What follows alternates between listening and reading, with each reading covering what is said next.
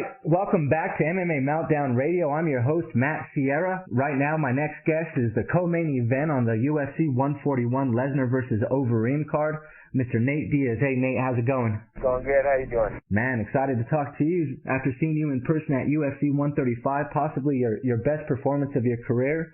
Now getting the chance to talk to you before you're heading into a fight against Donald Cerrone. A fight that's already getting Fight of the Year buzz.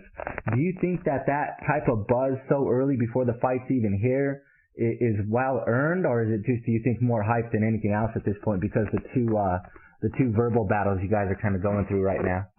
Probably a little hype from the way people look at us, maybe.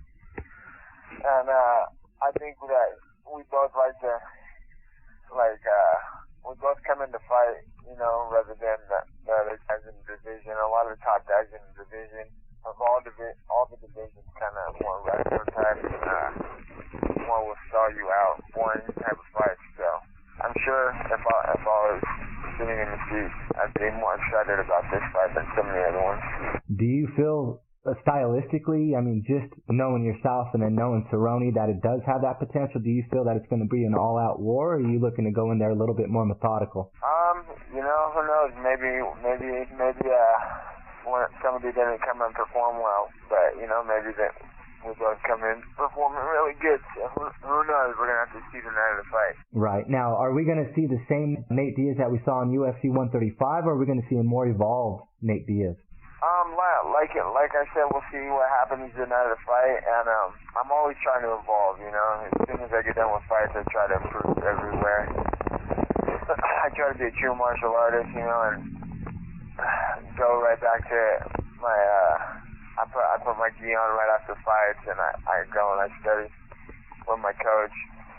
Boxing, I train really hard, and then I try to look around and see what else I could get to add to the arsenal. So nice. We'll see what happens. So you don't strictly keep it with just MMA type of a regimen. You do go discipline specific training such as the gi, huh? Yeah, I do gi jiu-jitsu. I do tournaments still under my coach, Cecil Gracie, and I try to compete as much as I can. I compete in triathlons, running races, and mountain bike races, and then I compete in jiu-jitsu tournaments, and I'll compete in wrestling or karate tournaments, do whatever I could get, any type of competition I could get in between fights I try to do. Nice. Now, looking at your opponent, Donald Cerrone, he's coming in riding a 6-fight win streak. Do you feel that he's stronger at this point than you in any aspect? Do you see any holes in his game at all that you plan on exposing? I might, but we're going to have to see what happens in the fight day. Going to have to keep that on the DL, huh? Yeah, I'm going to keep that. Now, I'm definitely watching any of the tough opponents. I've been keeping a close eye watching this fight and stuff. Right. Now, do you feel, are you happy with the profile, how high the profile of this fight is for you? It's great. You're really turning it on in terms of your skill set right now. Is this the perfect timing for this fight for you right now? Yeah, it should be. I train hard, and like I said, we'll see what happens. And the fight, the skill set. I'd be happy from seeing in a fan's point of view, because I get to see people like fighters. There's a lot of guys in the UFC nowadays not fighting, so I'd be happy. I'd be happy with what I'm getting. I hope we can just meet up to their expectations.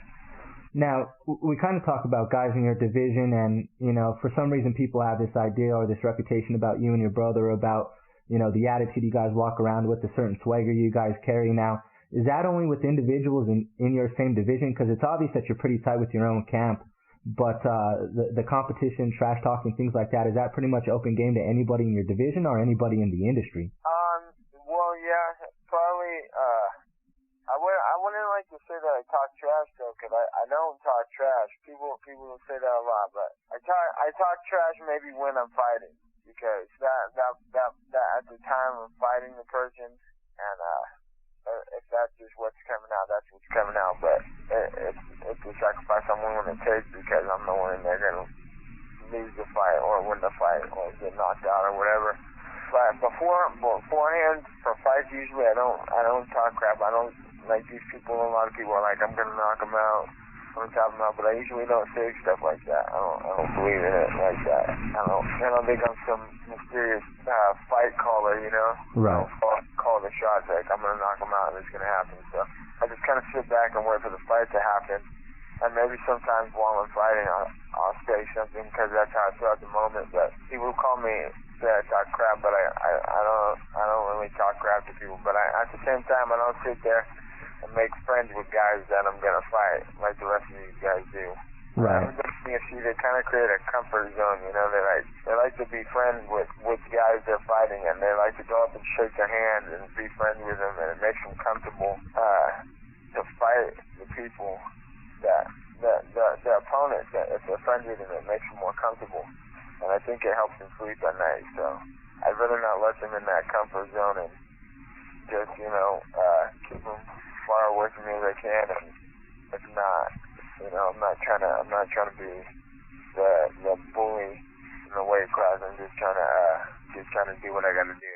So obviously there's a big difference between maintaining your focus on the business and the physical aspect of actually fighting, as opposed to just trying to hug it out and be friends before you guys are even about to brawl, huh? But even if you see the guy you're gonna fight, it's gonna be set up down the road. Most of the time, like say I go and get in the elevator with you know, who knows, some other guy in my weight division right now. Say I hop in the elevator and he's in there, and I'm not fighting him right now. We shake hands and talk, and it's cool, and we both say good luck to each other because we're both on the same fight card. Then usually I'll go home, and then that's the guy I'm fighting next. Right. That's happened to me numerous occasions. So that type of demeanor is more a matter of how you manage your focus, huh? What's that? That type of behavior where you're not necessarily like these other guys where you're hugging it out, shaking hands, you know, gaining that comfort level. That's really just a tool that you use to maintain your focus. Yeah, it's a tool, and it's just a given, man. That's how it is. Where I'm from, where I grew up, everybody's like that. If you're gonna be fighting somebody, you're not gonna be sitting there having lunch with them first, and you're not gonna be, you know, talking it out. I'll see you after school today. We're gonna fight, you know. So it's right. just like that's just the way it is, and that's the way it's got to be. Nice. So Nate, long-term wise, in terms of your career, do you plan on staying at 155? Have you kind of messed with the idea of maybe going up a weight class? Yeah, I think I have the technique and the ability. I think I could go up weight classes, you know, and be better than some of the guys in other weight classes too. Is that something you plan on doing? I just got to make it happen one day, you know, with time. So, but right now I think I'm pretty content with the lightweight division. I mean, you know, you talk about your technique, and it's not a surprise, you know, that your technique is getting better and better with each fight. I mean, you have a really strong camp. You know, your brother, obviously, you got Jake Shields, Gilbert Melendez. Of your existing or your current camp right now, who do you think is going to be the next UFC champ in their respective divisions? That's what I'm saying. I got the potential to get better too because of my team, you know. Right. I got the potential to go up because I'm just, you know, I feel like I'm doing all right in the UFC. And I think I'm doing pretty good. I always feel like I'm getting better, but I just feel like I'm getting better at a quicker pace, and a lot of these other guys in the UFC are getting better, you know? Right. Well, they're not too, but a lot of people get to where they're at, and they kind of stay the same. So yeah, they become I got lots to work with. I got my boys, FC the Gracie team, and the next UFC champ. I don't know, man. Nick Connick's a tough guy. He's very tough, and he's been winning for a long time. But they both haven't fought a guy like Nick. But they're definitely tough opponents. So we're gonna have to see in the future what happens with that division. But I think in my eyes, Nick is the best fighter in the world, and there's guys who might be able to beat him, but that doesn't necessarily mean they're the best fighter in the world, and that doesn't necessarily mean that they're going to beat him if they fight him twice. So I think eventually Nick's going to end up with the belt, if not real quick here. Nice. Now, Nate, I definitely want to thank you for the time. Again, you can catch Nick Diaz's fight on UFC 141, Lesnar versus Overeem, December 30th. Catch it on pay-per-view. For the Colorado fans, it'll be on 8 p.m. Mountain Standard Time. Again, Nate, man, I definitely want to thank you for your time.